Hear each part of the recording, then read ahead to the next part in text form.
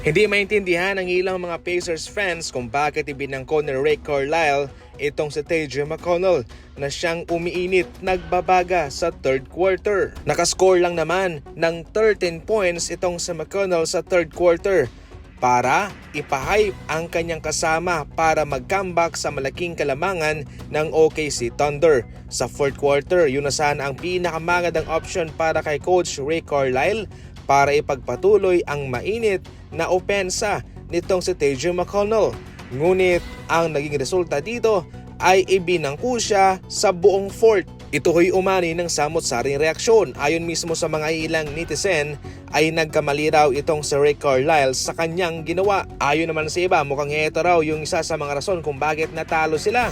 Kahit papano raw sa mababang scoring nina Nembhard, Haliburton, Mathurin, itong si TJ McConnell sana ang makapagbibigay ng spark sa kanila. Ngayon pa man, mayroong kumampi kay Rick Carlisle at boto sa kanyang ginawa. Ayon pa mga idol, sa mga kumampi kay Rick Carlisle, ito ho'y mayroong plano lamang pero hindi lang talaga umayon sa kanyang ekspektasyon yung resulta.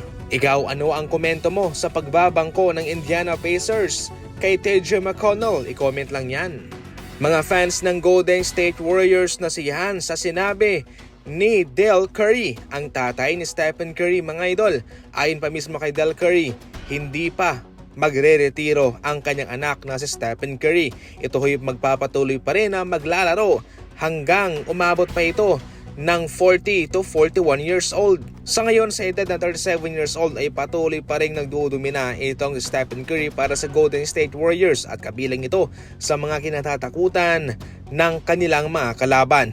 Ayon sa pinaka-latest na impormasyon at datos galing mismo sa NBA, si Stephen Curry ang nakapagbibigay ng most pressure sa depensa ng mga kalaban. Nangyari po yan sa playoff mga idol laban sa Houston Rockets. Grabe yung kanilang pressure, grabe yung kanilang kaba kapag itong sa Stephen Curry ang kanilang kaharap. Batay sa sinabi ni Del Curry mga idol na pwede pang tumagal up to 42 years old itong si Stephen Curry. Ibig sabihin nito ay pwede pa siyang makalaro sa susunod na 5 taon.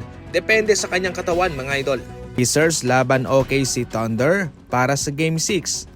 NBA, PBA, lahat ng mga laban nandito na, pwede kang tumalpak dito. Pumili ka lang dyan kung sino ang tatalpakan mo. Kapag panalo ka, automatic paldo, cash out na. Ang link ay nasa comment section lang po. Gamitin ang promo code.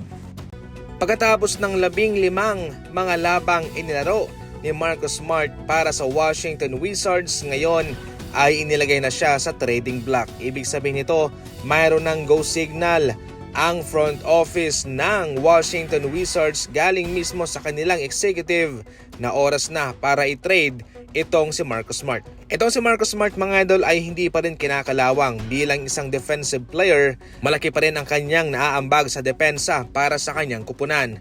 Ngunit hindi lang talaga siya bagay sa timeline ng Washington Wizards na sa ngayon ay mas pinipiling mag-rebuild sa kanilang mga young players. Considering pa na itong Washington Wizards ay nasa ika-6 sa overall pick sa draft, kanilang todo na itong kanilang pagre-rebuild sa kanilang mga young core. Sa ngayon mga idol ay pwede pa naman at siguradong makakatanggap ng mainit na interest itong si Marcus Smart sa trade market.